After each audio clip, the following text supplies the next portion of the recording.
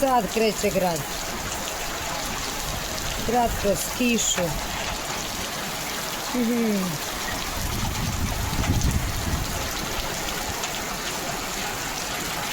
Vetar, kiša, grad. Svega ima. Da.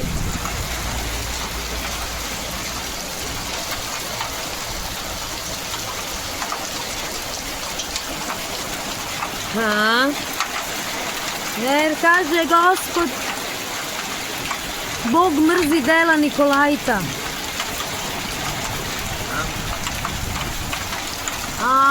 Piknice Nikola Miša. Nema ništa, breda.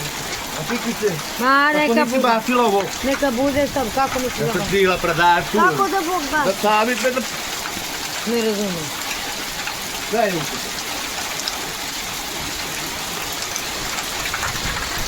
Nema sad ništa.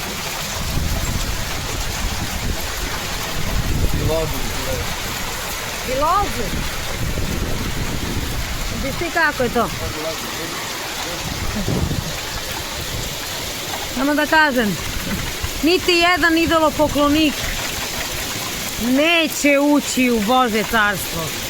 A Božje carstvo je mir sa Bogom. Dakle, da nema ovoga, da nema nevremena, da nema grada, da nema olujnih vetrova, super ćelijskih oluja i tako dalje. Dakle, poklonici zlata i srebra iz manastira Vatopet, poklonici Trojice, poklonici svih tih đavoljih nauka ne ulaze u blagoslov, nego upravo je ovo prokletstvo. Niti jedan poklonik, dakle idolopoklonik, neće baštiniti mir, spokoj, mir sa Bogom, spokoj, mir.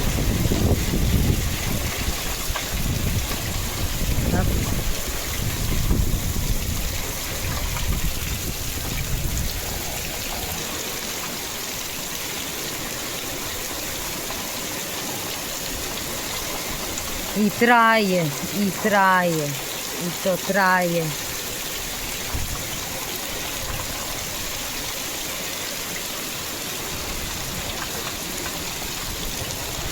I još kaže da grešnicima mira nema. To sve stoji u biblijskim zapisima.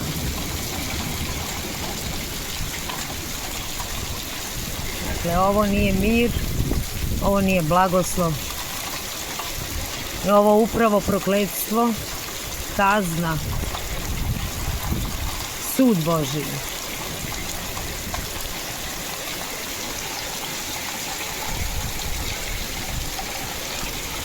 Nema mira grešnicima, poklonicima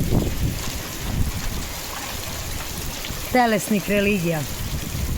To je u stvari taj put srebroljublja koji je koren svakog zla.